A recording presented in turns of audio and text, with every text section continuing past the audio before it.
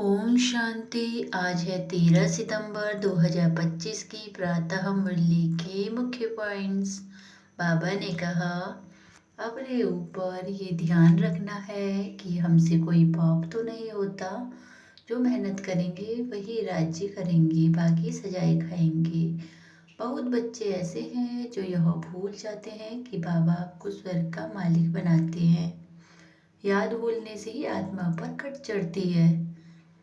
Cut उतरने बिगर तुम मेरे पास आ नहीं सकते, इसलिए याद का चार्ट रखें तो कट उतरती जाएगी। फिर बाप को भी उनसे कोशिश होगी और उन पर प्यार भी रहेगा।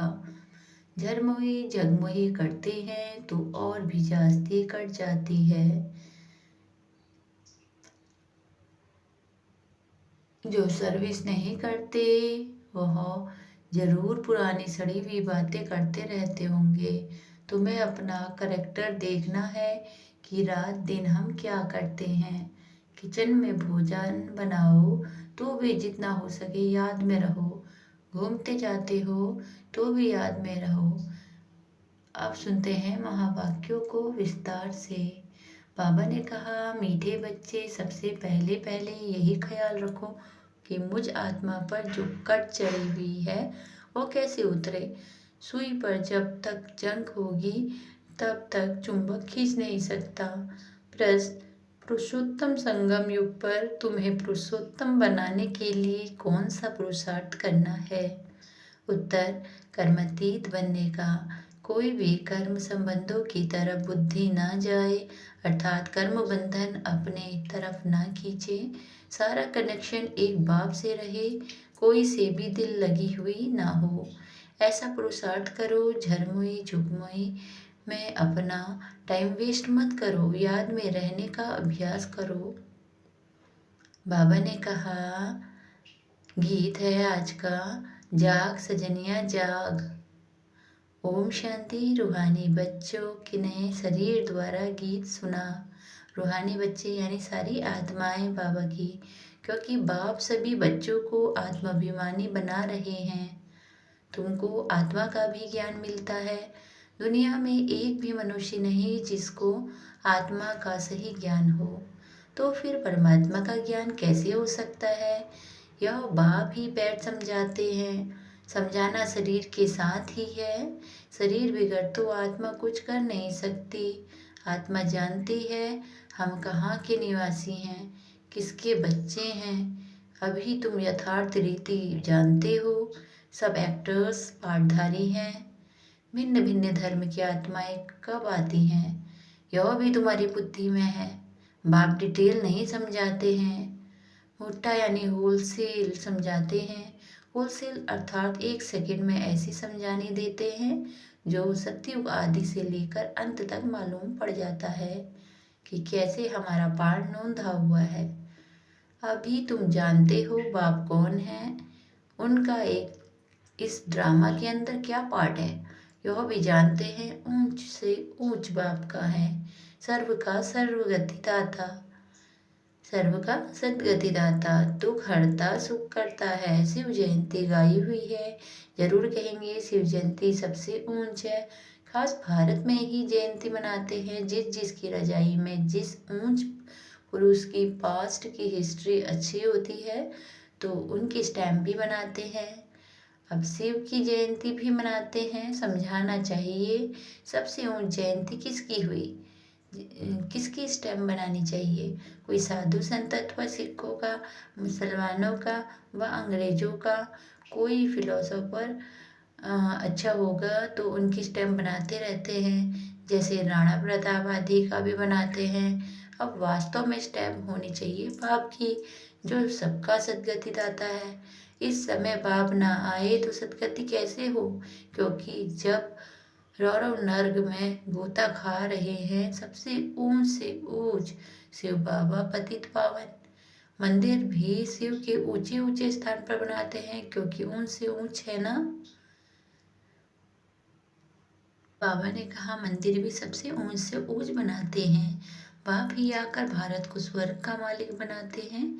जब वह आते हैं तब सदगति करते हैं, तो उस बाप की ही याद रहनी चाहिए। स्टैम्प भी शिव बाबा की लिंग कैसे बनाए।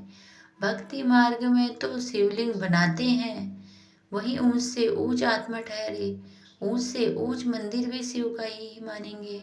सोमनाथ शिव का मंदिर है ना। भारतवासी तमो प्रधान होने के कारण यह भी नहीं जानते कि शिव कौन है, जिसकी पूजा करते हैं उसका ऑक्यूपेशन तो जानते नहीं। राणा प्रताप ने भी लड़ाई की, वह तो हिंसा हो गई। इस प्रकार तो सब है डबल हिंसक। विकार में जाना, काम कटारे चलाना, यह भी हिंसा है ना। डबल अहिंसक तो यह लक्ष्मी नारायण है।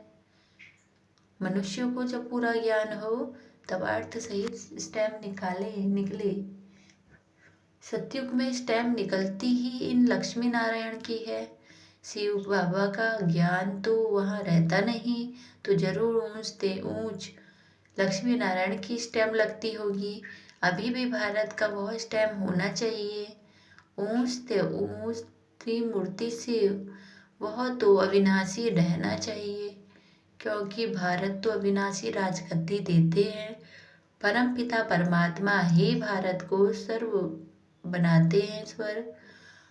तुम्हारे में भी बहुत है जो यह भूल जाते हैं कि बाबा हमको स्वर्ग का मालिक बनाते हैं। यह माया भुला देती है। बाप को ना जानने के कारण भारतवासी कितने भूला करते रहते हैं। शिव बाबा क्या करते हैं यह किसको भी पता नहीं है। शिव जयंती का भी अर्थ नहीं समझते। यह नॉलेज सिवाय बाप के और कोई नहीं है।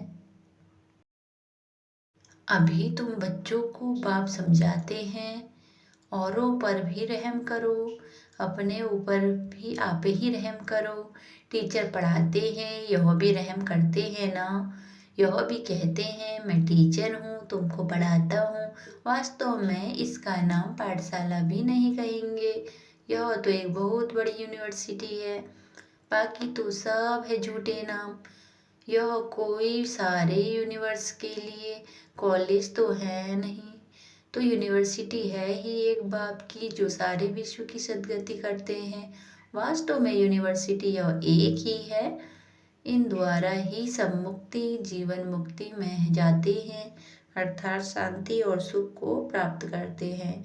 यूनिवर्स तो यह हुआ ना, इसलिए बाबा कहते हैं डरो मत। यह तो समझाने की बात है। ऐसे भी होता है, इमरजेंसी के टाइम में कोई किसकी सुनते भी नहीं हैं। प्रजा का प्रजा पर राज्य चलता है और किसी धर्म में शुरू से रजाई नहीं चलती। वह तो धर्म स्थापन करने आते हैं, फिर जब लाखों की अंदाज में हो तब रजाई कर सकेंगे। यहाँ तो बाप रजाई स्थापन कर रहे हैं यूनिवर्स के लिए, यह भी समझाने की बात है। देवी राजधानी इस पुरुषोत्तम संगम युग पर स्थापन कर रहे हैं।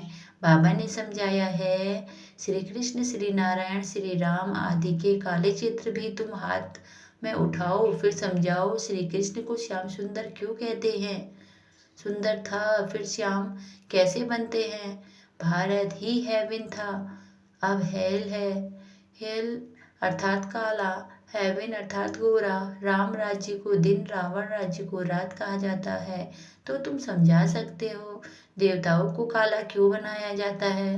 बाप बैठ समझाते हैं, तुम हो अभी पुरुषोत्तम संगम युग पर, वह नहीं है। तुम तो यहाँ बैठे हो ना, यहाँ तुम हो ही संगम युग पर, पुरुषोत्तम बनने का पुरुषार्थ कर रहे हो। विकारी पतित मनुष्यों से तुम्हारा कोई कनेक्शन नहीं है। हाँ, अभी कर्मातीत अवस्था नहीं हुई है, इसलिए कर्म संबंधों से भी दिल लग जाती है। कर्मातीत बनना उसके लिए चाहिए याद की यात्रा। बाप समझाते हैं तुम आत्मा हो, तुम्हारा परमात्मा बाप के साथ कितना लव होना चाहिए। ओहो, बाबा हमको पढ़ाते हैं, वह उमंग कोई में रहता नहीं है। बाबा घड़ी घड़ी देह अभिमान में ला देती है, माया घड़ी घड़ी देह अभिमान में ला देती है। जबकि समझते हो शिव बाबा हम आत्माओं से बात कर रहे हैं, तो वह खुशी रहनी चाहिए ना। जिस सुई पर जरा भी जंग नहीं होगी, वह चुंबक के आगे तुम रखेंगे तो फट से चिपक जाएगी। थोड़ी भी कट होगी तो चटकेगी नहीं, कशिश नहीं होगी, यहाँ से नहीं होगी। फिर उस तरफ से चुंबक खींचेंगे। बच्चों में कशिश तब होगी जब याद की यात्रा में होंगे। कट होगी तो खींच नहीं सकेंगे। हर एक समझ सकते हैं, हमारी सुई बिल्कुल पवित्र हो जाएगी तो कशिश भी होगी। कशिश नहीं होती है क्योंकि कट चढ़ी हुई है। तुम बहुत याद में रहते हो तो वे कर्म भस्म होते हैं। अच्छा, फिर अगर कोई पाप करते तो वह 100 गुणा दंड हो जाता है। कट चढ़ जाती है, याद नहीं कर सकते, अपने को आत्मा समझ बाप को याद करो। याद भूलने से कट चढ़ जाती है तो वह कशिश लव नहीं रहता। कट उतरी हुई होगी तो लव होगा, खुशी भी होगी, चेहरा खुशनुमा रहेगा। तुमको भविष्य में ऐसा बनना है। सर्विस नहीं करते तो पुरानी सड़ी हुई बातें करते रहते। बाप से बुद्धि योग ही तुड़ा देते हैं। जो कुछ चमक थी वह अभी गुम हो जाती है। बाप से जरा भी लव नहीं रहता। लव उनका रहेगा जो अच्छी रीति बाप को याद करते होंगे। बाप को भी उनसे कशिश होगी ना। यह बच्चा सर्विस भी करता है और योग में भी रहता है तो बाप का प्यार उन पर रहता है। अपने ऊपर ध्यान रखते हैं, हमसे कोई पाप तो नहीं हुआ। अगर याद नहीं करेंगे तो कट कैसे उतरेगी। बाप कहते हैं चार्ट रखो तो कट उतर जाएगी। तमो प्रधान से सतो प्रधान बनना है तो कट उतरनी चाहिए। उतरनी भी है, फिर चढ़ती भी है, उतरती भी है, 100 गुना दंड पड़ जाता है। बाप को याद नहीं करते हैं तो कुछ न कुछ पाप कर लेते हैं। बाप कहते हैं कट उतरने बिगड़ तुम मेरे पास आ नहीं सकेंगे, नहीं तो फिर सजा खानी पड़ेगी। मुजरा भी मिलता, पद भी भ्रष्ट हो जाता, बाकी बाप से वर्षा क्या मिला। ऐसा कर्म नहीं करना चाहिए जो और भी कट चढ़ जाए। पहले तो अपनी कट उतारने का ख्याल रखो। ख्याल नहीं करते तो फिर बाप समझेंगे इनकी तकदीर में नहीं है। क्वालिफिकेशन चाहिए, अच्छे कैरेक्टर्स चाहिए। लक्ष्मी नारायण के कैरेक्टर्स तो गाए हुए हैं। इस समय के मनुष्य उन्हों के आगे अपना कैरेक्टर वर्णन करते हैं। शिव बाबा को जानते नहीं है, सदगति करने वाला तो वही है। सन्यासियों के पास जाते हैं परंतु सर्व का सदगति दाता एक ही है बाप। बाप इस स्वर्ग की स्थापना करते हैं, फिर तो नीचे उतरना ही है। बाप के सिवाय कोई पावन नहीं बना सके। मनुष्य खड्डे के अंदर जाकर बैठते हैं तो इससे तो गंगा में जाकर बैठे तो साफ हो जाए, क्योंकि पतित पावनी गंगा कहते हैं ना। मनुष्य शांति चाहते हैं तो वह जब घर जाएंगे तब बाट पाठ उनका पूरा होगा। यह आत्माओं का घर ही है ना निर्वाण धाम। यहाँ शांति कैसे आई। तपस्या करते हैं, वह भी कर्म करते हैं। कर्म करके शांत बैठ जाएंगे तो शिव बाबा को जानते नहीं हैं। वह सब है भक्ति मार्ग, पुरुषोत्तम संगम युग एक ही है। जबकि बाप कहते हैं आत्मा स्वच्छ बन मुक्ति जीवन मुक्ति में चली जाती है। जो मेहनत करेंगे वह राज्य करेंगे, बाकी जो मेहनत नहीं करेंगे वह सजाएं खाएंगे। शुरू में साक्षात्कार कराया था साजाओं का, फिर पिछाड़ी में भी साक्षात्कार होगा। देखेंगे हम श्रीमत पर ना चले तो यह क्या हाल हुआ। बच्चों को कल्याणकारी बनना है, बाप और रचना का परिचय देना है। जैसे सुई को मिट्टी में तेल में डालने से कट उतर जाती है, वैसे बाप की याद में रहने से भी कट उतर जाती है। नहीं तो वह कशिश वह लव बाप में नहीं रहता है।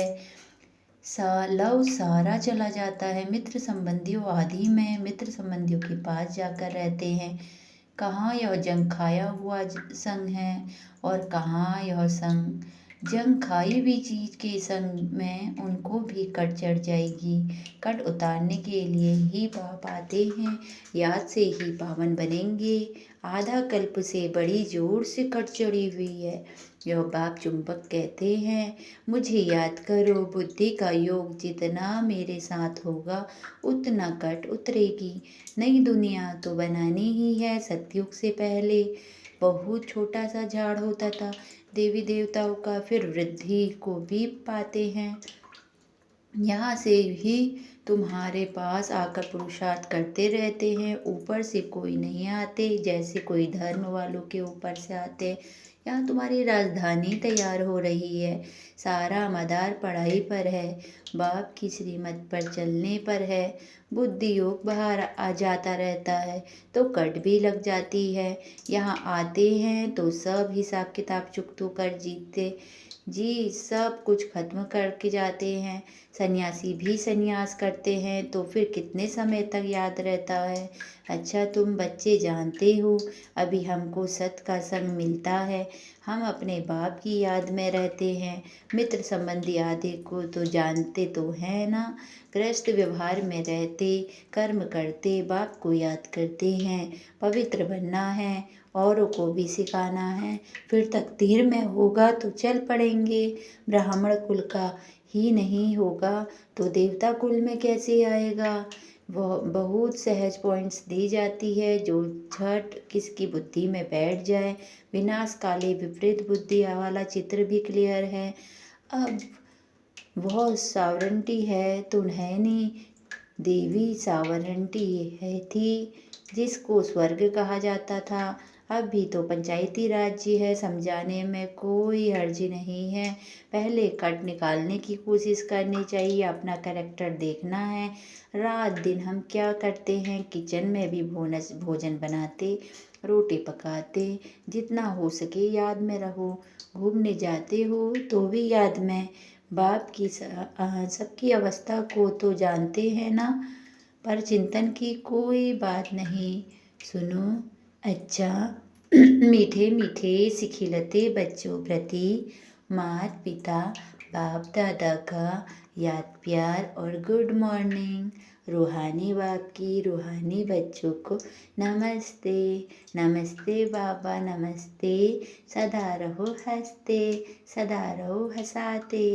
वाह वाह वाह वाह वाह वाह ब्राह्मण परिवार वाह। धारणा के लिए मुख्य सार। पहला, जैसे बाप टीचर्स रूप में पढ़ाकर सब पर रहम करते हैं, ऐसे अपने आप और औरों पर भी रहम करना है। पढ़ाई और श्रीमत पर पूरा ध्यान देना है, अपने कैरेक्टर को सुधारना है।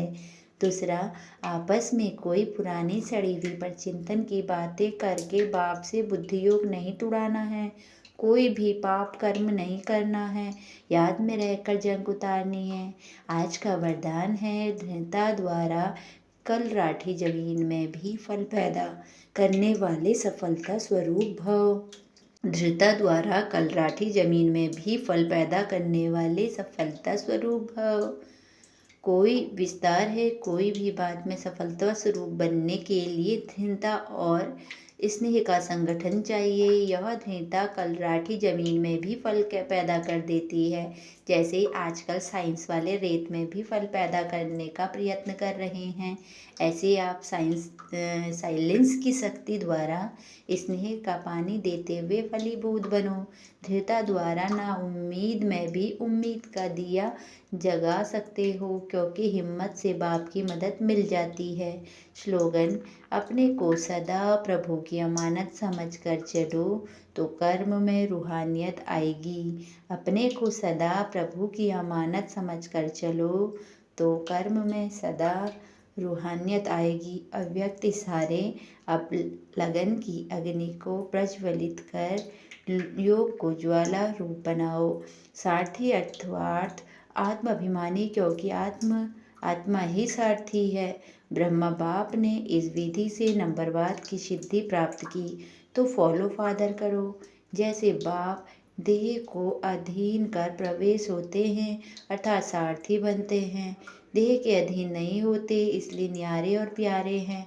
ऐसे ही आप सभी ब्राह्मण आत्माएं भी बाप समान सारथी की स्थिति में रहो।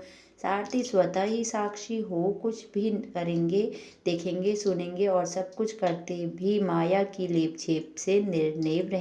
अच्छा, ओम शांति। शुक्रिया बाबा, शुक्रिया।